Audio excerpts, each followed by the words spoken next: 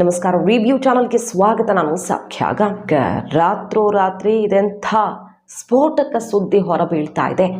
Election ಹೊತ್ತಲ್ಲಿ ರಾಜ್ಯ ರಾಜಕಾರಣದಲ್ಲಿ ಅತಿ ದೊಡ್ಡ ತಿರುವನ್ನು ಪಡೆದುಕೊಳ್ಳಬಲ್ಲಂಥ ಸುದ್ದಿ ಇದು. ಯಡಿಯೂರಪ್ಪನವ್ರಿಗೆ ಮಹಾಘಾತ.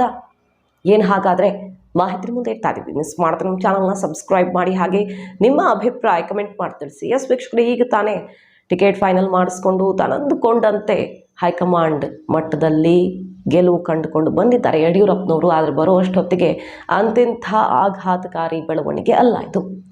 BSY ವಿರುದ್ಧ ಪೋಕ್ಸೋ ಕೇಸ್ನ ಅಡಿಯಲ್ಲಿ ಈಗ FIR ದಾಖಲಾಗಿದೆ ಸದಾಶಿವನಗರ ಪೊಲೀಸ್ ಠಾಣಾ ವ್ಯಾಪ್ತಿಯಲ್ಲಿ. ಸಣ್ಣ ಪ್ರಕರಣ ಅಲ್ಲ, ಎಲ್ರಿಗೂ ಗೊತ್ತಿರೋದೆ. ಪೋಕ್ಸೋ ಅಂದರೆ ಅಪ್ರಾಪ್ತರ ಮೇಲಿನ ದೌರ್ಜನ್ಯ ಅನ್ನುವ ಪ್ರಕರಣ ಸಣ್ಣ ಸ್ವರೂಪದಲ್ಲ. ಪೋಕ್ಸೋ ಕೇಸ್ ದಾಖಲಾದರೆ ಎಷ್ಟೇ ಪ್ರಭಾವಿಯಾಗಿರಲಿ ತಕ್ಷಣಕ್ಕೆ ಬಂಧಿಸಿ ಆಮೇಲೆ ಕೇಸ್ಗೆ ಸಂಬಂಧಪಟ್ಟಂತೆ ತನಿಖೆ ವಿಚಾರಣೆ ಎಲ್ಲ ಆಗತ್ತೆ. ರೀಸೆಂಟಾಗಿ ನೋಡೋದಕ್ಕೆ ಹೋದರೆ ನಾವು ಪೋಕ್ಸೋ ಕೇಸ್ ಎಂಥೆಂಥವ್ರನ್ನ ನಡುಗಿಸಿದೆ ಅಂತ ನಮಗೆ ನೆನಪಿದೆ. ಈಗ ಯಡಿಯೂರಪ್ಪನವರ ವಿರುದ್ಧ ಅಂಥದ್ದೇ ಒಂದು ಪ್ರಕರಣ ದಾಖಲಾಗಿರೋದು ನೋಡಿ. ಈಗ ರಾತ್ರೋರಾತ್ರಿ ಅಂದರೆ ಗುರುವಾರ ರಾತ್ರಿ ಕೇಸ್ ದಾಖಲಾಗಿದೆ. 17 ವರ್ಷದ ಮಗಳನ್ನು ಕರ್ಕೊಂಡು ತಾಯಿಯೊಬ್ಬರು, ಅವ್ರಿಗಾಗಿರುವಂಥ ಅನ್ಯಾಯ, ಏನೋ ಒಂದು ಬಹಳ ದೊಡ್ಡ ದೌರ್ಜನ್ಯ ಆಗಿದೆ, ಅದಕ್ಕೆ ನ್ಯಾಯ ಸಿಗ್ತಿಲ್ಲ, ನ್ಯಾಯ ಕೊಡಿಸ್ಕೊಡಿ ಅಂತ ಫೆಬ್ರವರಿ 2ನೇ ತಾರೀಕು ಅವರ ಮನೆಗೆ ಹೋಗಿರ್ತಾರೆ. ಯಡಿಯೂರಪ್ಪನವರ ನಿವಾಸಕ್ಕೆ ಹೋಗಿರ್ತಾರೆ ಕೇಸಲ್ಲಿರೋದು. ಆದರೆ ನ್ಯಾಯ ಕೊಡಿಸುವ ನೆಪದಲ್ಲಿ ತನ್ನ ಮಗಳ ಮೇಲೆಯೇ ದೌರ್ಜನ್ಯ ಎಸಗಿದ್ದಾರೆ ಅಂತ ಯಡಿಯೂರಪ್ಪನವರ ವಿರುದ್ಧ ಈಗ ಕೇಸನ್ನು ದಾಖಲಿಸಿದ್ದಾರೆ. ಸದ್ಯ ಇದು ಬಹಳ ದೊಡ್ಡ ತಿರುವನ್ನು ಪಡೆದುಕೊಳ್ಳೋ ಲಕ್ಷಣ ಕಂಡು ಬರ್ತಾ ಇದೆ ರಾಜ್ಯ ರಾಜಕಾರಣದಲ್ಲಿ. ಸಹಜವಾಗಿ ಪೋಕ್ಸೋ ಅಂದ ಮೇಲೆ ಯಾರೇ ಆಗಿರಲಿ, ಆಲ್ರೆಡಿ ನಾನು ಆರಂಭದಲ್ಲಿ ಹೇಳಿದ ಹಾಗೆ ಯಾರೇ ಆಗಿರಲಿ ಎಲ್ಲರೂ ಸಮಾನರು, ಅದಕ್ಕೆ ಯಾವುದೇ ಎಕ್ಸೆಪ್ಷನ್ ಇರೋದೇ ಇಲ್ಲ. ಜಾಮೀನು ಕೂಡ ಸಿಗುವಂಥ ಕೇಸ್ ಅಲ್ಲ, ನಮಗೆ ಗೊತ್ತು. ಇದರ ಆಧಾರದ ಮೇಲೆ ನೋಡೋಕೆ ಹೋದರೆ ಯಡಿಯೂರಪ್ಪನವ್ರನ್ನ ಯಾವುದೇ ಕ್ಷಣದಲ್ಲಿ ಬಂಧಿಸಬಹುದು. ಎಲೆಕ್ಷನ್ ಹೊತ್ತಲ್ಲಿ ಕರ್ನಾಟಕದಲ್ಲಿ BJP ದೊಡ್ಡ ಗಳಿಕೆ ಮಾಡೋದಕ್ಕೆ ತಯಾರಿ ಮಾಡ್ಕೊಳ್ತಿರೋ ಹೊತ್ತಲ್ಲಿ ಇದು ಸಿಡಿಲಾಘಾತವೇ ಸರಿ. ಇನ್ನೊಂದು ಆ್ಯಂಗಲಲ್ಲೂ ಯೋಚನೆ ಮಾಡಬಹುದು. ಲಿಂಗಾಯತ ಮತಗಳೆಲ್ಲ ಒಂದು ಕಡೆ ಸೇರಿ ಯಾವುದೋ ಸಂಚು, ಇದು ಪೊಲಿಟಿಕಲ್ ದ್ವೇಷಕ್ಕೆ ರೂಪಿಸಿರುವಂಥ ವ್ಯೂಹ ಅನ್ನೋ ಥರದಲ್ಲಿ ಆಯಾಮ ಪಡ್ಕೊಂಡ್ರೆ, ಅಥವಾ ಅವರ ಬೆಂಬಲಿಗರು ಆಪ್ತರು ಆ ಥರ ನಾವು ಎದುರಿಸ್ತೀವಿ, ಕೇಸ್ ಫೈಟ್ ಮಾಡ್ತೀವಿ, ಯಾರೋ ಮಾಡಿದ್ದಾರೆ ಈ ಥರ ಬೇಕಂತಾನೆ ಅನ್ನುವ ರೀತಿಯಲ್ಲಿ ಪ್ಲಸ್ಸು ಆಗೋ ಚಾನ್ಸಸ್ ಇರುತ್ತೆ.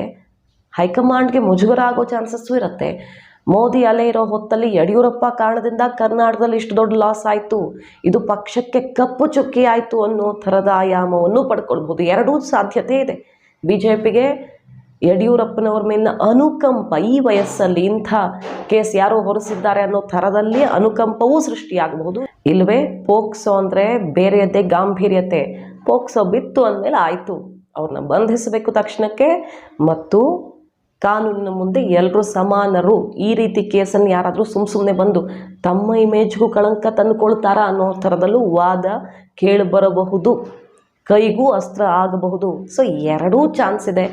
ರಾಜ್ಯ ರಾಜಕಾರಣದಲ್ಲಿ ದೊಡ್ಡ ತಿರುವನ್ನು ತಂದಿಡೋದ್ರಲ್ಲಂತೂ ಅಚ್ಚರಿ ಇಲ್ಲ. ವಿಜಯೇಂದ್ರಗೆ ಬಹಳ ಪ್ರಯತ್ನಗಳ ಬಳಿಕ ವಿರೋಧದ ನಡುವೆ ಸಾರಥ್ಯ ಸಿಕ್ತು. ಅದಾದ ಮೇಲೆ ಟಿಕೆಟ್ ಹಂಚಿಕೆ ವಿಚಾರದಲ್ಲಿ ಮೇಲುಗೈ ಸಾಧಿಸಿದ್ದಾರೆ. ವಿಜಯೇಂದ್ರ ಭವಿಷ್ಯ ಸದ್ಯದ ಪರಿಸ್ಥಿತಿಯಲ್ಲಿ ಉಜ್ವಲವಾಗಿ ಕಾಣಿಸ್ತಿದೆ. ಬಟ್ ಗೆದ್ದು ತೋರಿಸಿದ್ರೆ ಅದು ಪ್ರೂವ್ ಆಗುತ್ತೆ. ಆದರೆ ಈ ಹೊತ್ತಲ್ಲಿ ಬೀಳ್ತಿರೋ ಹೊಡೆತ ಇದೆಯಲ್ಲ, ಬೇರೆ ಯಾವುದೇ ಭ್ರಷ್ಟಾಚಾರ ಮತ್ತೊಂದು ಇಂಥದ್ದನ್ನೆಲ್ಲ ಎದುರಿಸಿದ್ದಾರೆ ಯಡಿಯೂರಪ್ಪನವರು. ಆದರೆ ಈ ಕೇಸ್ ಇದೆಯಲ್ವಾ, ಇದು ಸಣ್ಣ ವಿಚಾರ ಅಲ್ಲ. ಈ ವಯಸ್ಸಲ್ಲಿ ಯಡಿಯೂರಪ್ಪನವ್ರಿಗೆ 81ನೇ ವಯಸ್ಸಲ್ಲಿ ಪೋಕ್ಸೋ ಕೇಸ್ ಬಿದ್ದಿದೆ.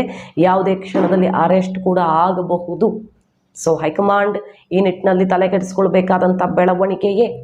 ಹೇಗೆ ಎದುರಿಸ್ತಾರೆ, ಹೇಗೆ ಕಾನೂನು ಹೋರಾಟ ಮಾಡ್ತಾರೆ, ಮತ್ತು ಕಂಪ್ಲೇಂಟ್ ಕೊಟ್ಟವರ ಬಳಿ ಪೂರಕವಾದಂತಹ ವಿಚಾರಗಳಿವೆಯಾ? ಪೋಕ್ಸೋದಲ್ಲಿ ಏನು ಸಾಕ್ಷಿನೇ ಕಣ್ಣಾರೆ ದೃಶ್ಯನೇ ತಂದು ತೋರಿಸ್ಬೇಕಂತ ಇಲ್ಲ, ಗೊತ್ತು ನಮಗೆ. ಪೋಕ್ಸೋ ಅತಿ ವೇಗವಾಗಿ ಇತ್ಯರ್ಥ ಆಗಬೇಕು ಅಂತಲೂ ಇರುತ್ತೆ. ಬಟ್ ಕೆಲವು ಕೇಸ್ಗಳೆಲ್ಲ ಹಾಗೆ ಎಳ್ಕೊಂಡು ಹೋಗ್ತಾ ಇದೆ. ಸುಮಾರು ಪ್ರಭಾವಿಗಳು ಇನ್ವಾಲ್ವ್ ಆಗಿರೋ ಕೇಸ್ ತಾರ್ಕಿಕ ಅಂತ್ಯಕ್ಕೆ ಇನ್ನೂ ತಲುಪಿಲ್ಲ, ನೋಡಿದ್ದೀವಿ ನಾವು. ಸೊ ಯಡಿಯೂರಪ್ಪನವ್ರಿಗೆ ಸಂಬಂಧಪಟ್ಟಂತಹ ಈ ಪೋಕ್ಸೋ ಕೇಸ್ ಯಾವ ತಿರುವನ್ನು ಪಡೆದುಕೊಳ್ಳುತ್ತೆ ಕಾದು ನೋಡೋಣ. ಒಟ್ಟಿನಲ್ಲಿ ರಾತ್ರೋರಾತ್ರಿ ಇದು ಯಡಿಯೂರಪ್ಪನವ್ರಿಗೆ, ಮಾಜಿ ಮುಖ್ಯಮಂತ್ರಿಗಳಿಗೆ ಸಿಡಿಲಾಘಾತ.